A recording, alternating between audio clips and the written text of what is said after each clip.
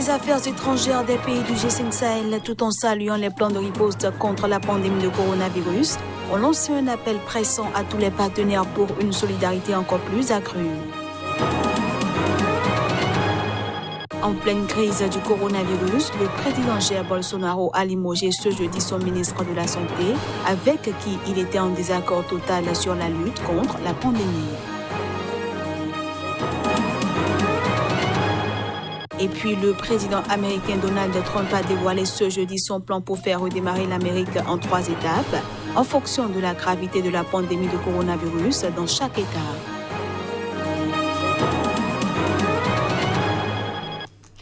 À toutes et à tous, bienvenue. Après une absence prolongée de plusieurs semaines, le président camerounais Paul Biya a fait sa première réapparition publique ce jeudi. C'était à l'occasion d'une audience accordée à l'ambassadeur de France, Christophe Guilou, accrédité à Yaoundé. Au menu des échanges entre les deux hommes, la gestion de la pandémie du Covid-19 au Cameroun, en France et dans le monde. Quelques heures plus tard, la vidéo de cette audience attendue par les Camerounais est diffusée à la télévision nationale.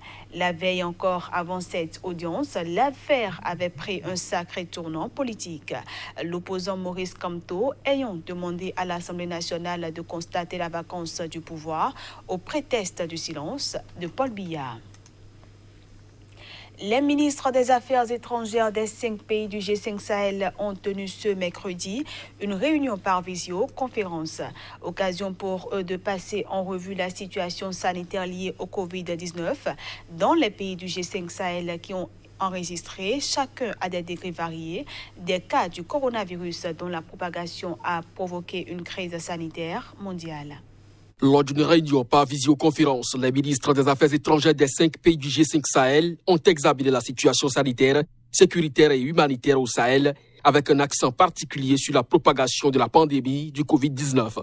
Ils ont salué les plans de riposte contre la pandémie du nouveau coronavirus élaborés par chacun des pays du G5 Sahel conformément aux prescriptions de l'Organisation mondiale de la santé, lesquelles prescriptions visent à fournir une réponse urgente pour limiter et ralentir la progression du virus et son impact socio-économique potentiellement dévastateur sur les économies déjà bien fragiles de ces pays, mises à rude épreuve par les défis sécuritaires, la sécheresse et le changement climatique. Profondément préoccupés par l'ampleur inégalée de cette crise sanitaire planétaire, les ministres ont particulièrement insisté sur l'importance du respect par les populations sahéliennes des mesures préventives comme le confinement, l'interdiction des regroupements, le contrôle des frontières, le couvre-feu et l'observance des règles d'hygiène, ainsi que des gestes barrières individuels et collectifs contre la circulation du virus. Ils ont par ailleurs lancé un appel pressant à tous les partenaires pour une solidarité encore plus accrue et une plus forte mobilisation en faveur des pays du G5 Sahel pour leur apporter une aide d'urgence en équipement, matériel et médicaments dont ils manquent cruellement. Confinement au Nigeria dans le cadre de la lutte contre le coronavirus. Les forces de sécurité ont tué 18 personnes depuis fin mars. Les intéressés sont accusés de n'avoir pas respecté les mesures de confinement, presque impossibles à appliquer pour les démunis. La Commission nationale de surveillance des droits de l'homme a enregistré 105 actes de violation des droits de l'homme perpétrés par les forces de l'ordre au Nigeria. Entre autres, 18 personnes ont été tuées dans des exécutions extrajudiciaires. Cet organe officiel a accusé les forces de sécurité d'un usage disproportionné de la force, d'abus de pouvoir, de corruption et de non-respect des lois nationales et internationales. Au Nigeria, le nombre de personnes tuées par les forces de sécurité est plus élevé que celui des victimes décédées du coronavirus au Nigeria, où 104 cas ont été recensés, dont 12 morts, d'après la même source. En effet, depuis le 31 mars, de nombreux États ont adopté des mesures de confinement dans les grandes villes où la population a l'obligation de rester à la maison, sauf pour acheter de la nourriture un jour sur 2. Des vidéos de violences policières postées sur les réseaux sociaux où l'on voit des policiers tabasser la population ont fait scandale dans le pays. Pour la police, la commission reste trop générale dans ses accusations. Elle aurait dû donner des détails sur ceux qui ont été tués par la police, leur nombre exact, leur nom et le lieu de l'incident. ce qui, selon le porte-parole de la police, pourrait aider à prendre des sanctions adéquates. Il a affirmé que les membres des forces de police coupables d'abus seront punis. La question d'un confinement strict et obligatoire a soulevé de très nombreuses interrogations et critiques en Afrique subsaharienne, où la grande majorité de la population dépend de l'économie informelle pour se nourrir et où même la petite classe moyenne ne dispose pas d'économie suffisante pour vivre sans travailler.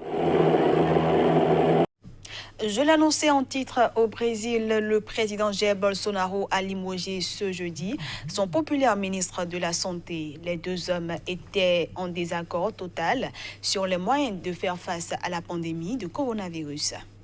Après des semaines d'affrontements sur la réponse du pays à la pandémie de coronavirus, le président brésilien Jair Bolsonaro a renvoyé le ministre de la Santé, Luiz Henrique Mandetta, qualifiant cette décision de divorce consensuel. Le ministre a toujours préconisé le confinement pour tenter d'endiguer la pandémie, tandis que le président n'a cessé de minimiser l'impact du virus et de remettre en cause les règles de distanciation sociale. D'un commun accord, mais ce n'est pas le terme technique. Je les honore, le ministre de la Santé, Luiz Henrique Mandetta, du ministère dans les prochaines heures. Ça a vraiment été un divorce consensuel. Suite à son limogeage, l'ancien ministre de la Santé a demandé à son équipe d'épauler son successeur, l'oncologue Nelson Teich. Je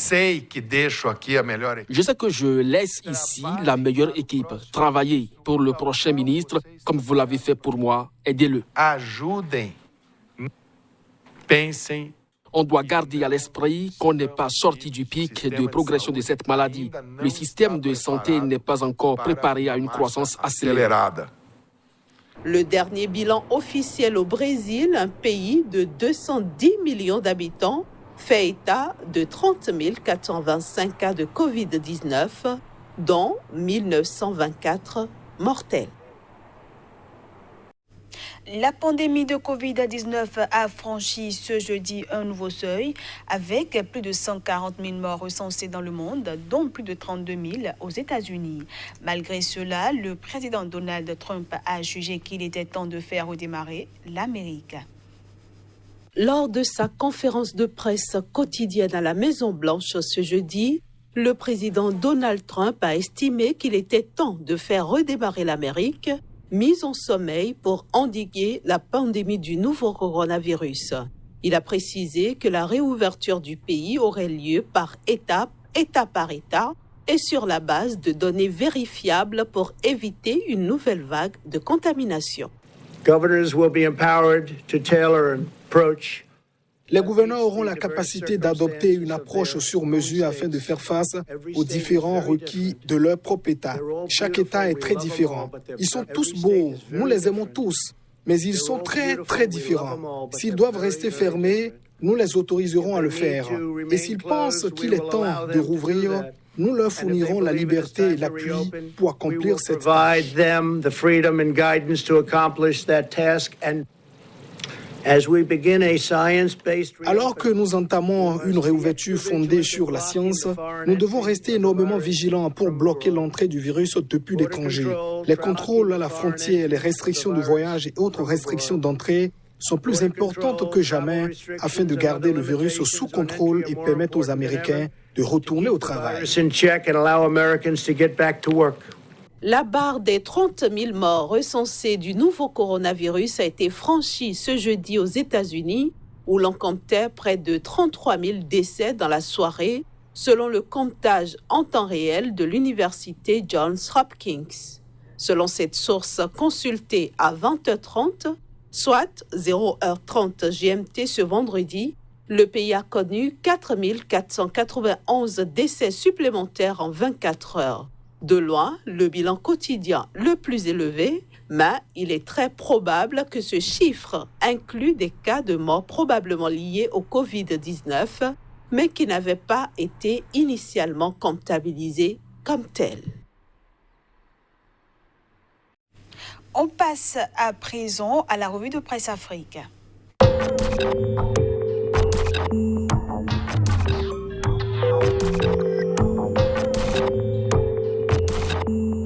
Bonjour à tous et bienvenue dans la revue de presse Afrique du jour. Enfin, Paul Biya réapparaît.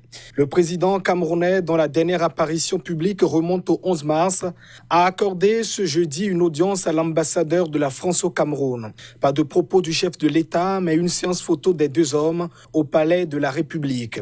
Il n'en fallait pas plus pour que Mutation écrive ce matin « Il est ressuscité ». Pour repère en tout cas, il n'y a pas vacance du pouvoir comme le soutient l'opposant Maurice Kamto. Dans une adresse à travers sa page Facebook ce mercredi, le président du mouvement pour la renaissance du Cameroun MRC a dit avoir saisi le bureau de l'Assemblée nationale au fin de constater la vacance du pouvoir au Cameroun. Paul Biya désillusionne Maurice Kamto avec cette apparition titre « Le journal Repère » et à la République de renchérir la posture rassurante du chef. Le président camerounais est impliqué dans la riposte contre le coronavirus, conclut le quotidien. En Côte d'Ivoire, le PDCI-RDA hausse le ton.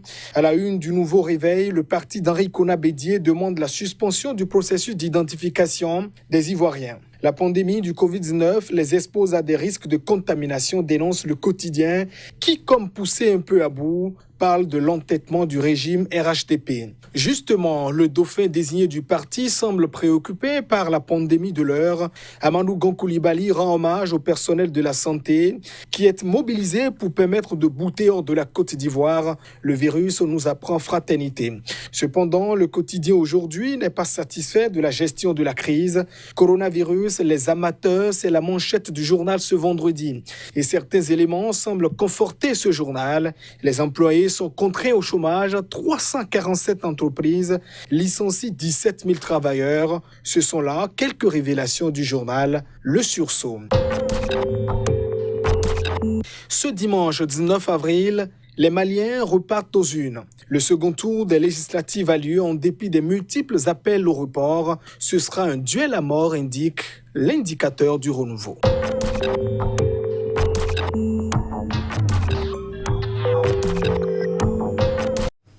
Et voilà, mesdames, messieurs, ce sera tout pour cette édition que je vous remercie d'avoir suivi.